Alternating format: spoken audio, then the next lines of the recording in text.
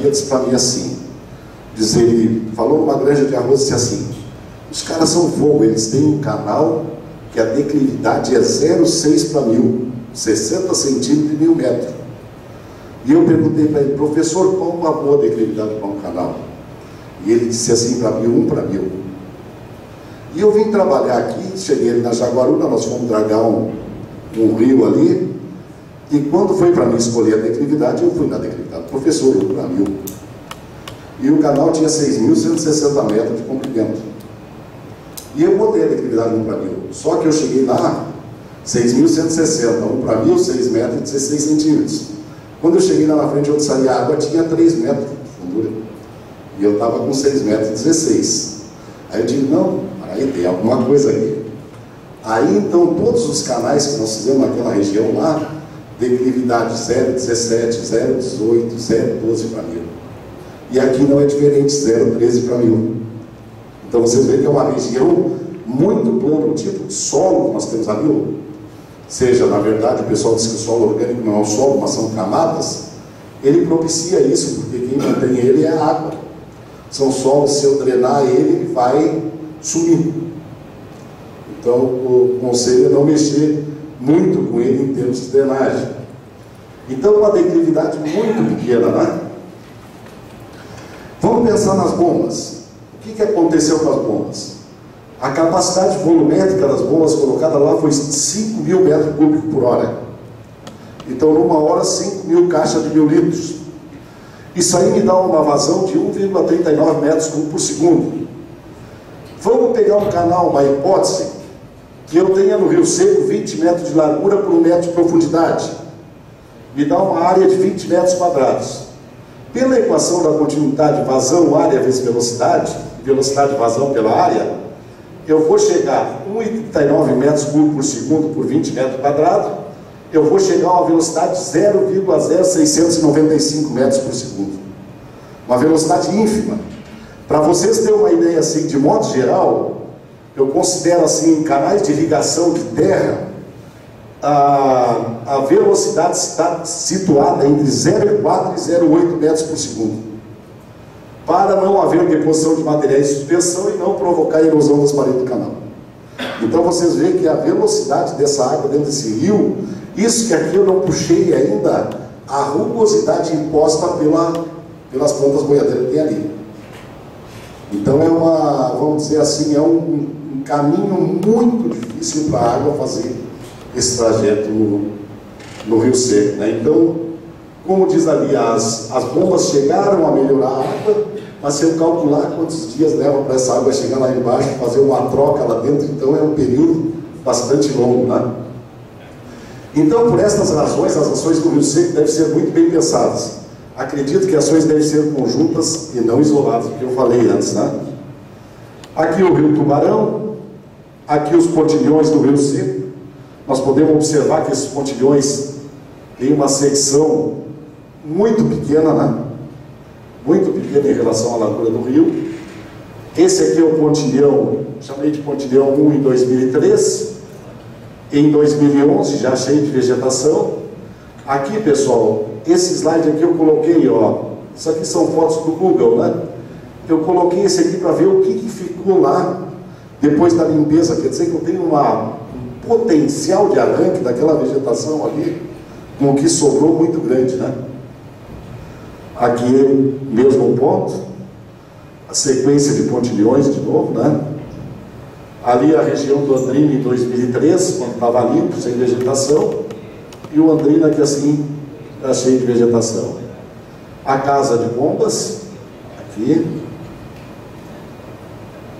espoeira aqui na passagem, ali embaixo, mesma coisa em 2011. Em 2003, aquela estrada que entra lá no Andrina e sai mais na frente, o bueiro, ó, também uma secção pequena, e esse aqui é bueiro de rua, né? Agora em 2011, cheio de vegetação. As construções, então, ainda teria a possibilidade de colocar, vamos dizer, uma máquina desse lado aqui. As construções já avançando do outro lado, então se o problema prolongar muito, ele vai piorar bastante aí. Mesma coisa, né? Então, dos dois lados, a pressão local de moradia. Problema que tende a... E aqui, pessoal, trecho final do Rio Seco. Aqui já é onde pega, aquela parte lá embaixo, onde pega água salgada. Ele já não apresenta tanta vegetação. A foz do Rio Seco. E aí da foz, onde pega aqui o Rio da Madre. Essas...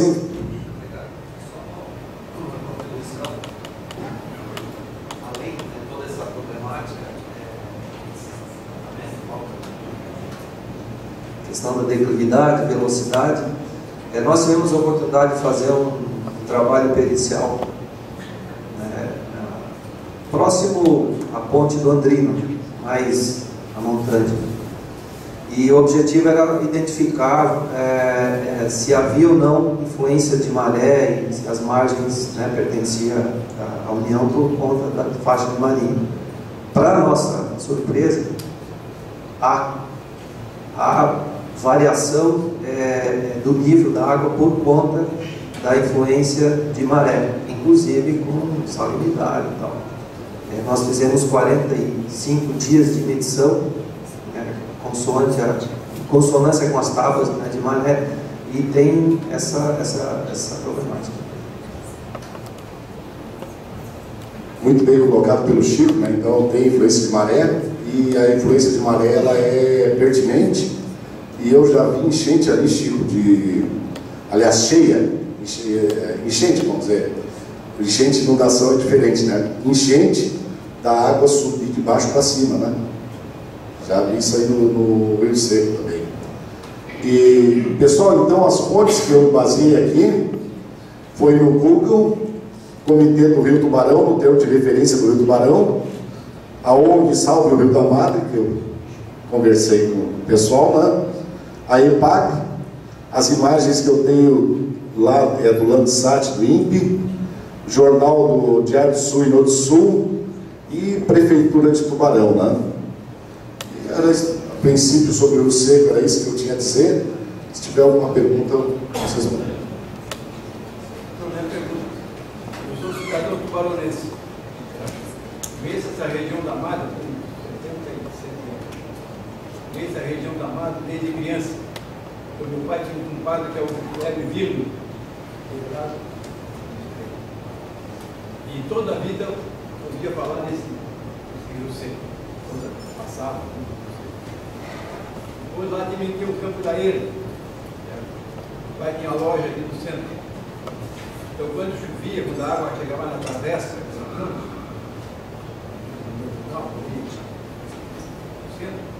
a gente sabia que lá no Campo da Eira tinha problema. Então o pessoal tirava o gado, passava ali pela ponte, né? E nós tínhamos que fechar as vitrines, porque esse foi o problema. Saí, fui estudar, né? Vim para Porto Alegre e depois vim para cá, em 65. Como eu não arranjei nenhum emprego no Estado, eu tinha 4 anos formado na Holanda de. Aí então eu fui no DNS e o DNS me aceitou. A minha parte era de obra fluvial. E o DNS me aceitou e eu comecei a trabalhar no DNS. Trabalhei até 76. Então, o Rio Seco para nós sempre foi um problema. Sempre foi um problema. Nós largamos o Rio Seco, fazíamos tudo, mas não tinha jeito. Não tinha jeito. Ele não tem jeito. Tem como dizer, a declividade dele é ínfima. Certo? Nós, para manter um canal navegável, você da área de irrigação, é muito fácil, porque a irrigação, eu vou lá e defino uma declividade. No Rio eu não posso definir uma declividade. Todos os rios aqui em Santa Catarina do Litoral, eu dei o fundo do rio. Então eu não posso, eu tenho que dar o fundo do rio. Era a minha parte. Quando nós fazíamos muita retificação do rio. Isso. Eu mandava ter uma seção do Procópio lá em cima. Tinha uma seção e tem uma embaixo. E eu vou jogar a minha declividade ali, porque eu não tenho como. Nós vamos pegar um rio de 6 quilômetros, tá? Nós temos lá em Itajaimirim, deu uma reta de 8 quilômetros. e o rio é todo meandrado, quer dizer que nós, aquele percurso, por exemplo, com 3 metros de diferença que tivesse, levava 16 quilômetros, é mais. Eu fiz, por exemplo, 8. Né? É assim o rio Capivari aqui, por exemplo, todo esse rio que pode ver.